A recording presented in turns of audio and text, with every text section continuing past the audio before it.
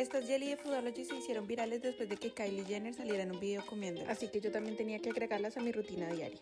Lo primero que me sorprendió fue el sabor, porque honestamente pensé que iban a saber a suplemento, pero esto sabe demasiado delicioso. Cada stick contiene semillas de chía que ayudan a sentirte satisfecha por más tiempo y a controlar esos antojos de algo dulce.